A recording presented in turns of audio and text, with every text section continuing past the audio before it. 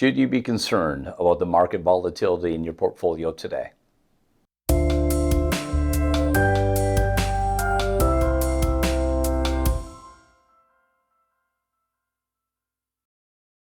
right, let's talk about market volatility in your portfolio. Should you be really concerned about where it's at? And we know where the markets are at. We know where the stock market's at. We know where the bond market's at. Things have been a little hairy in 2022 so far.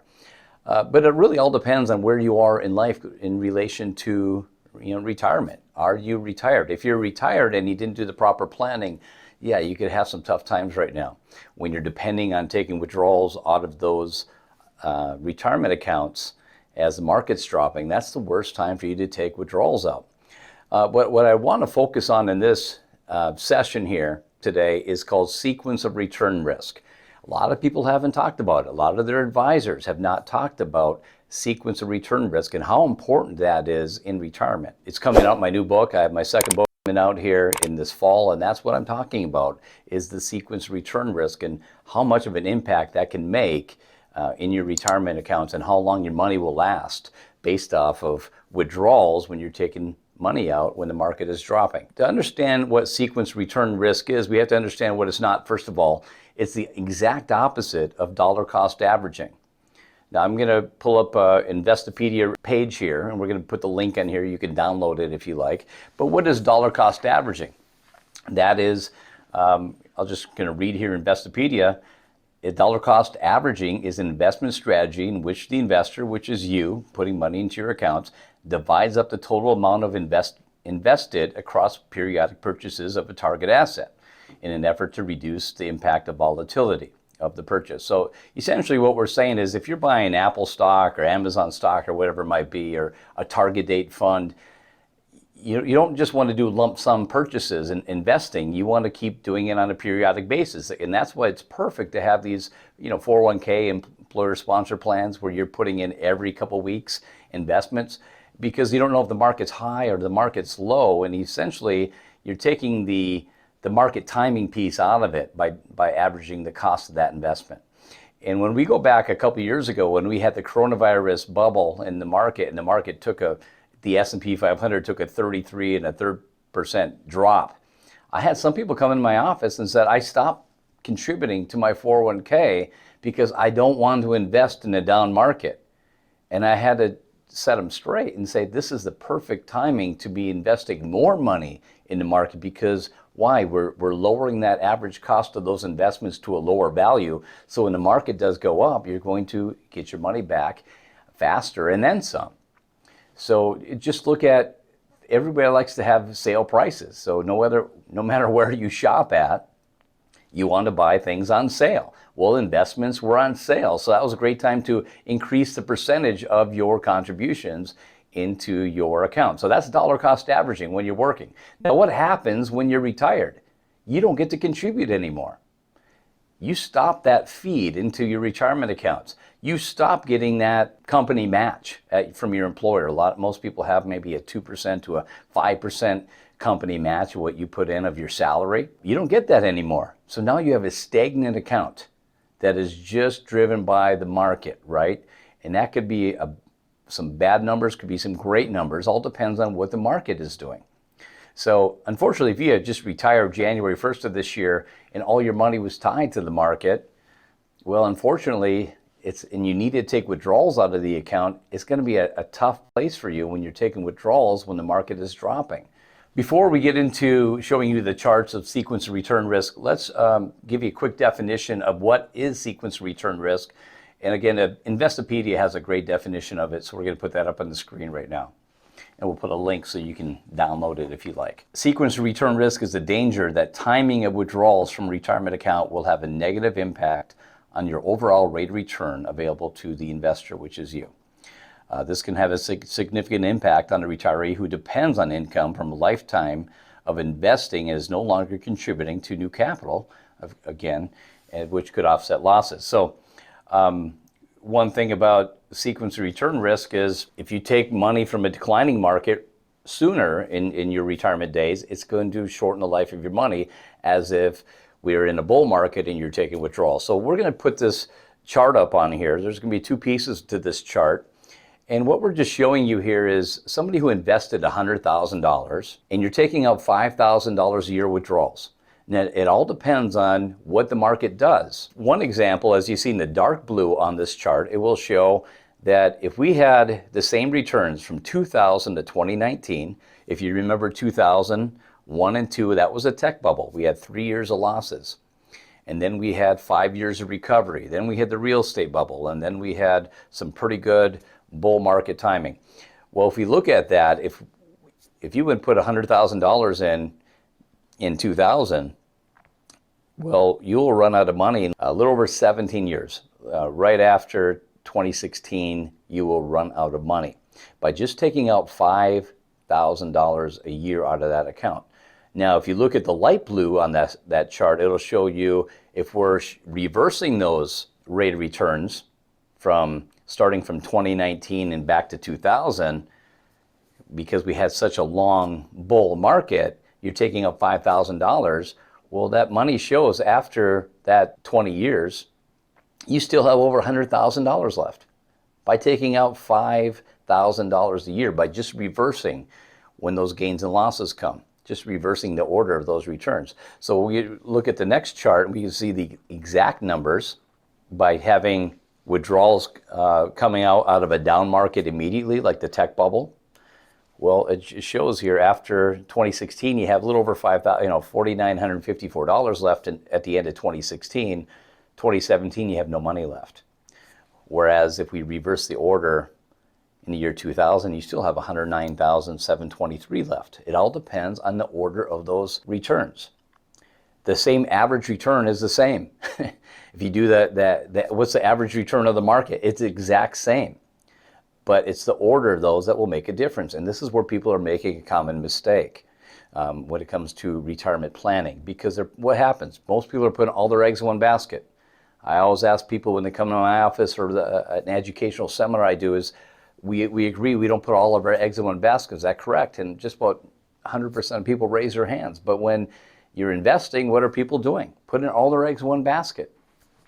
How do you avoid sequence return risk?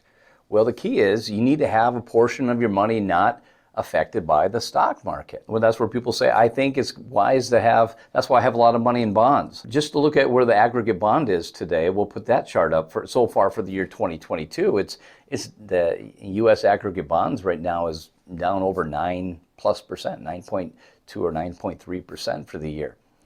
So bonds aren't that safety valve to have a place to draw money from. So really what you need is a safe place. And most people have IRAs in retirement, right?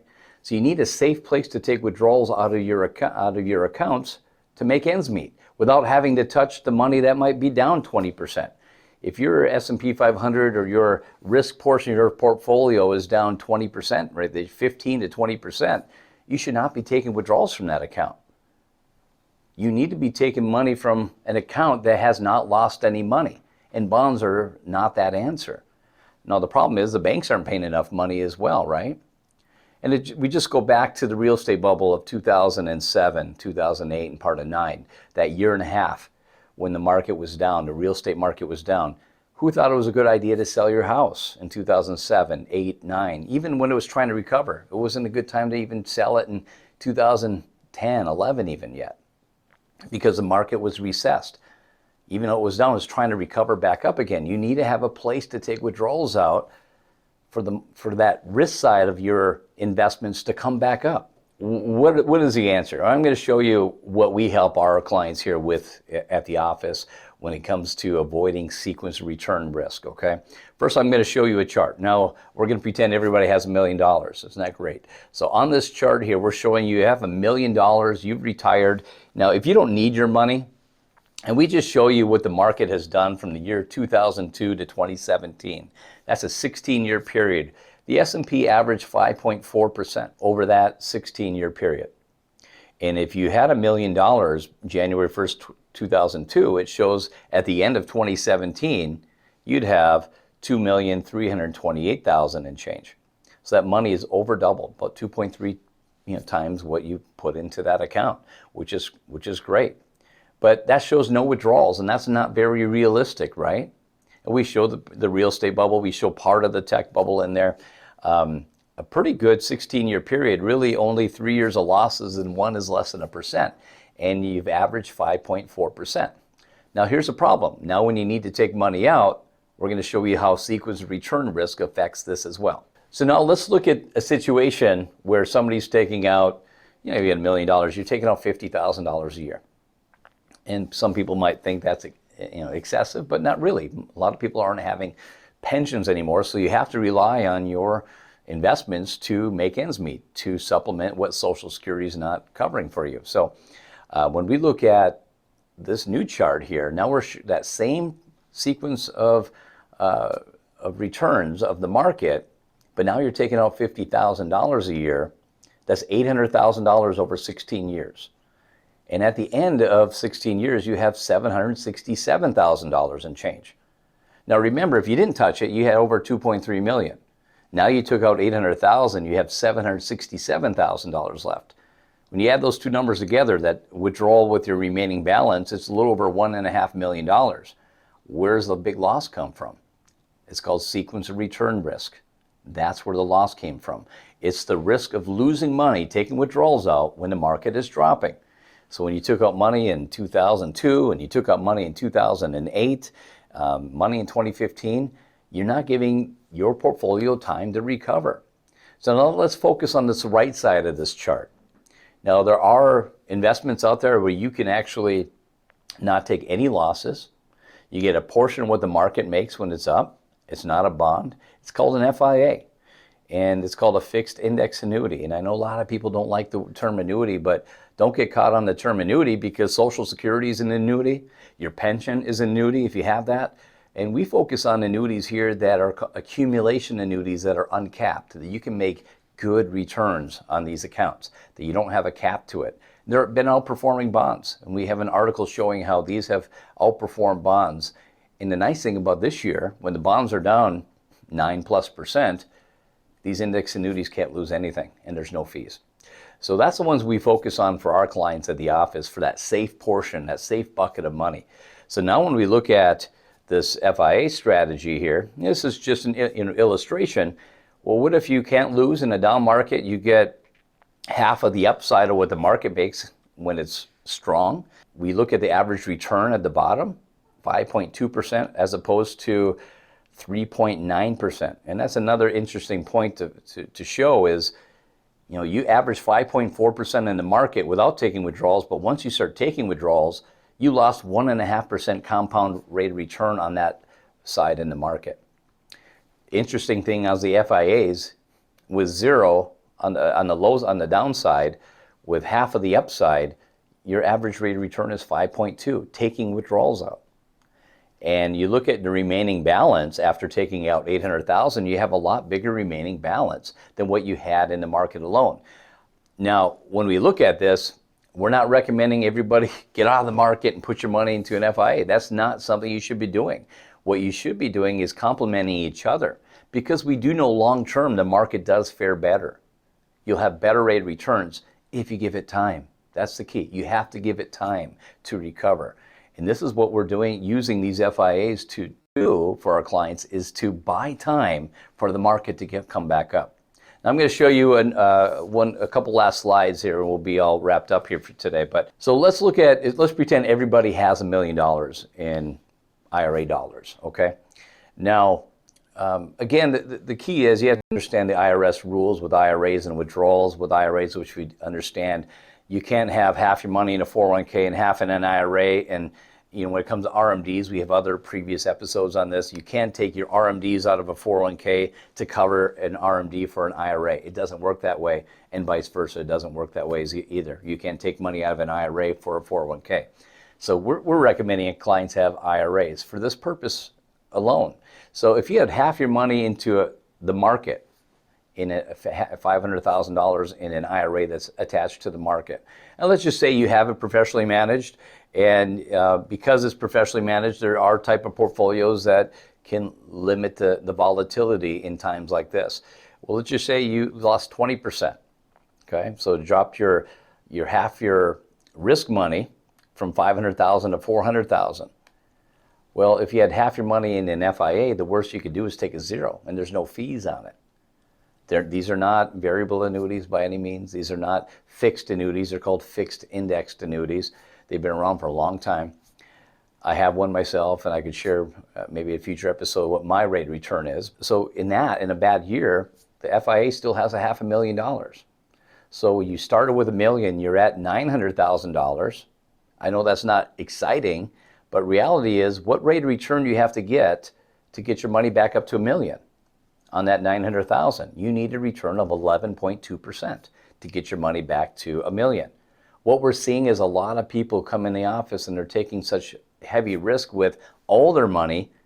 And what the numbers show, if you have $1 million and you lost 30%, now you're down to 700,000, you have to make a 43% return on that 700,000 to get it back up to $1 million. That's really tough to do. That is tough to do, especially when you're taking withdrawals out of the market. Again, there's a lot of numbers in this episode here, but our goal is to educate you and help you understand what sequence return risk is, because most people in retirement do not know, and most advisors out there are not talking about it as well, which is going to be detrimental to your life of your money in your retirement account. So the key is, hopefully you have time to do some planning. If you're already in retirement, you can still implement the strategy here for your retirement. Click that like and subscribe. We're going to give you some more information. If you want us to expand more on the next episode, we could definitely do that on sequence return risk.